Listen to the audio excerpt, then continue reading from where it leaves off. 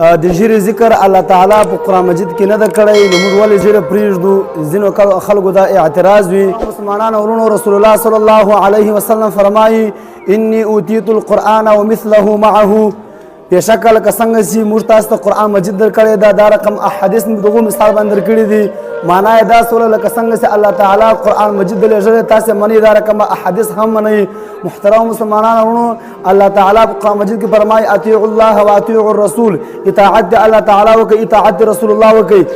ځکه لا اله الا الله محمد رسول الله کومه کلمه ته بس ده که یو انسان وایي لا اله الا الله محمد رسول الله نه کې یاد دا کامل مسلمان نشي جوړېدلی تر هغوس دی محمد رسول الله نه کې یاد که لا اله خالد یاد کړه محمد رسول نه کې یاد دا کامل مسلمان نشي جوړېدلی محترم مسلمانانو ورونو قرآن مجید کې په 14مه سپاره کې په سورۃ طه کې الله تعالی د هارون علیه السلام د موسی علیه السلام ذکر کوي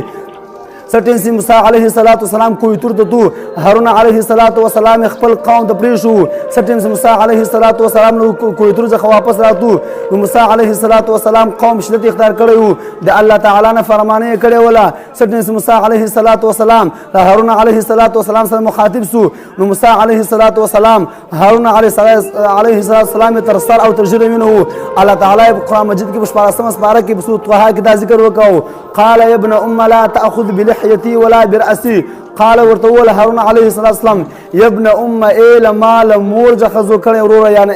ای لما ای د ما سکنی وروره دا د دې دپاره ورته وویل کې داسې پرېمږ دي لا تأخذ ما منسه بلحیتي د ژیرې د ما ولا برأسي او نه سر منسه نو داسې الله تعالی دغه آیات ذکر کړو د دې څخه دا معلومه شوه سابقه چې کوم انبیا تېر شوي دي هغو ټولو ژیرې ولې محترم مسلمانانو ورونو که الله تعالی موږ ته صریحا ښکاره ده ذکر نه یې کړی د ژیرې واسطه حکم یې نه یې کړی ستاسو ژیرې پرېږدئ لیکن موږ ته رسول الله صلی الله علیه وسلم په حدیث کې ویل دي رسول الله صلی الله علیه وسلم فرمایي کس الشارب وحیفاء اللحیه ژیرې اوږدې کوي برېتونه یې دغه واړه کوي محترم مسلمانانو ورونو که هر څوک دا قیاس کوي که هر څوک دا یایي چې دا هر شی له قرآن راخلمه په قرآن کې الله تعالی د لمانځه ذکر کړی ده خالي هغه به تفصیل دا طریقې چې هغه یې رسول الله صلی الله علیه وسلم ښوولي دي دا رقم زکات راواخه حج راواخه روزه راواخه الله تعالی تفصیل نه ده کړی رسول الله صلی الله علیه وسلم موږ ته تفصیل او طریقې راښولي دي محترم مسلمانانو ورونو الله تعالی موږ ته اطیعوا الله واطیعوا الرسول اطاعت د الله تعالی وکړئ اطاعت د رسول الله وکړئ د الله تعالی خبره د رسول الله خبره ده محترم مسلمانانو ورونو عبد الله ابن مسعود رضی الله تعالی عنه دغه حدیث یایو دویل چې رسول الله صلی الله علیه وسلم فرمایي لعنه الله الواشمات والموتشمات والمتنمسات والمتفلجات الحسن عبد الله بن مسعود رضی الله تعالی عنه ویل چې رسول الله صلی الله علیه وسلم وفرمایل هغه یې لعنت د الله تعالی په هغه ښځو باندې کومه ښځې چې په بدن کې سوري جوړوي ښایست لپاره سرمه لګوي څوک یې کوي په هغه هم د الله تعالی لعنت ده څوک یې ورکوي په هغه هم د الله تعالی لعنت ده او بیا دغه ول کومې ښځې چې په غاښو کې سوري جوړوي ښایست لپاره په هغو هم د الله تعالی لعنت ده کومې ښځې چې د وریځو ویښتان چې د هغه کموي په هغو هم د الله تعالی لعنت ده ام یعقوب بن حسد قبیله څخه یوه ښځه ورته راغله عبدالله ابن مسعود ته وویل چې ما ټول قرآن مجید وویل لیکن ما په ټول قرآن مجید دا نه کړو پیدا چې الله تعالی په دغو ښځو باندې لعنت ویلی ده عبدالله ابن مسعود رضی الله تعالی عنه ته وویل لئن كنت قراتیه لقد وجدتیه که چیرې دا قرآن مجید وویل ته به دا آیات پیدا کړې بیا یې ورته وویل آیا تا په قرآن مجید کې دا آیات نه ولیدې چې الله تعالی یایي وما اتاکم الرسول فخذوه وما نهاکم عنه فانتهوا وما اتاکم الرسول فخذوه د کوم شي حکم ستاسو رسول الله صلی الله علیه وسلم وکړي فخذوه هغه در ونیسئ د خپلې کې وما نهاکم عنه فانتهوا د کوم شي ستاسو رسول الله منع کړاست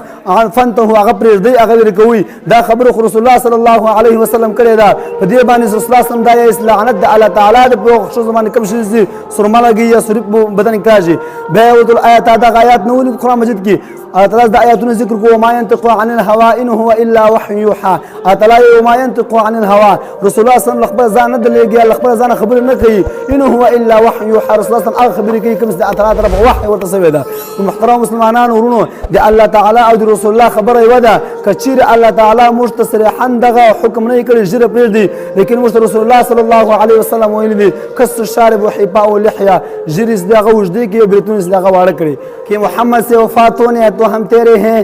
کہ محمد سے وفات ہونے تو ہم تیرے ہیں یہ جہان چیز ہے کہ لوح و قلم تیرے ہے وما علینا الا بلاغ مبین سختی ډیره ولا معذرت غواړم ټول